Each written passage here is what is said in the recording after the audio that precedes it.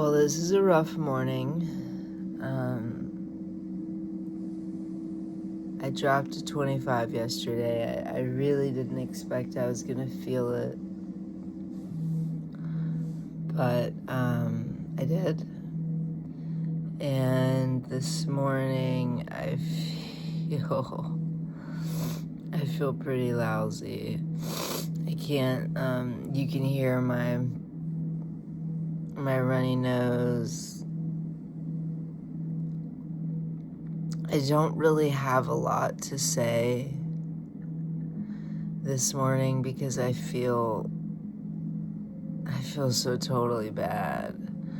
I need to take my methadone just so that I can even stand up and function today. It's these early hours of the morning that are the worst. If you're on a methadone journey and you're at the higher levels, like if you're on 90 milligrams, 120 milligrams, some of these people even get up to 200 milligrams, which I just think is unnecessary, and they're probably just trying to seek high.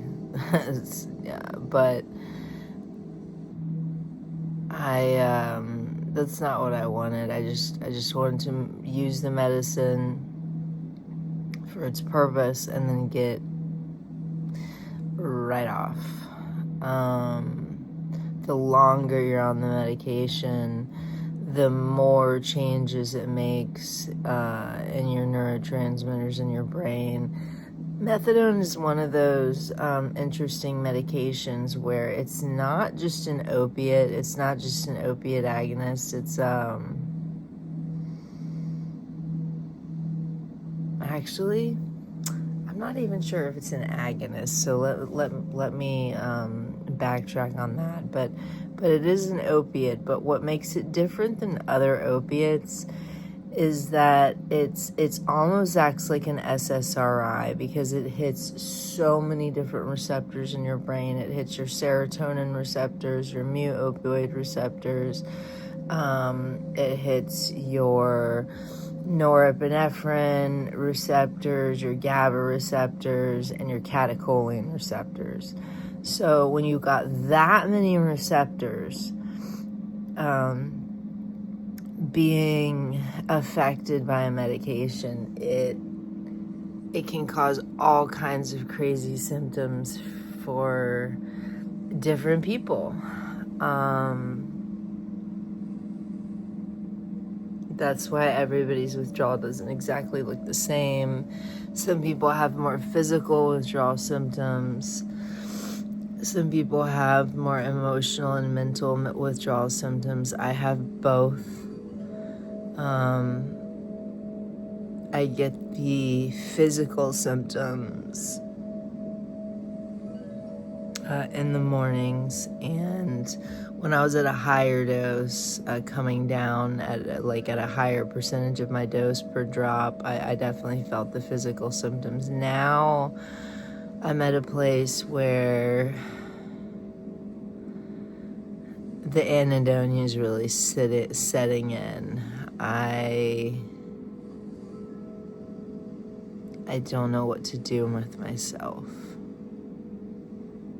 I have, or had, so many hobbies. I love to sew. I love to be outside. I love embroidering. I love hiking. I love athletics. I love being in my garden. I love being on the water. I love kayaking. I love being outside, but this methadone taper, it does something to your brain. And it makes you not want to do any of those things. It makes those things feel uncomfortable and scary.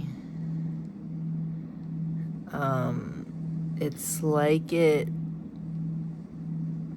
it creates this kind of anxiety that is deep inside of yourself, and maybe it's that you don't really know how to have fun after being on drugs for so many years. But I think there's something more to it. I think that there's really a change that happens in our neurochemistry that makes it difficult to regain those same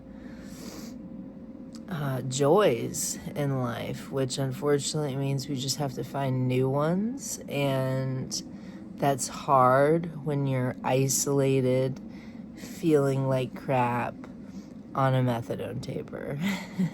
And it's also not a good conversation starter. Hey, I'm Tracy. What do you do? Oh, I'm not really doing much right now. Just, working on my health and trying to get off methadone. I don't need to tell you how much farther that conversation usually goes.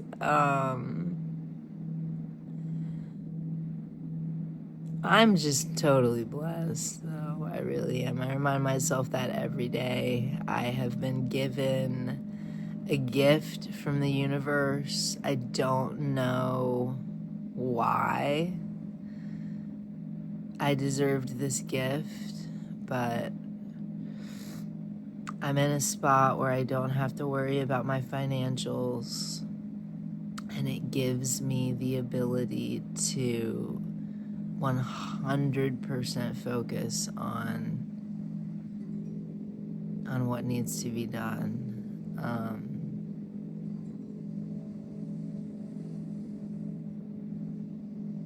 I feel a great amount of sympathy for those people that are trying to get off this medication that feel stuck because they don't have the time, the space, or the energy to do it. Because it definitely takes all three of those things: time, space, and energy. And motivation,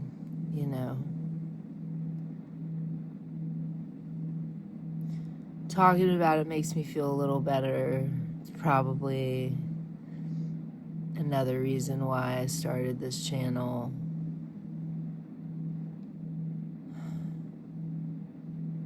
But right now I feel really lousy, guys, and I need to go take my medication.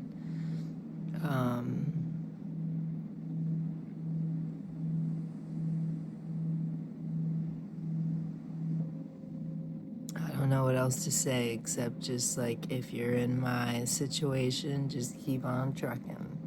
We're gonna make it through, and hopefully we're gonna make it through without perpetual snot running down our face. All right, guys. Until next time.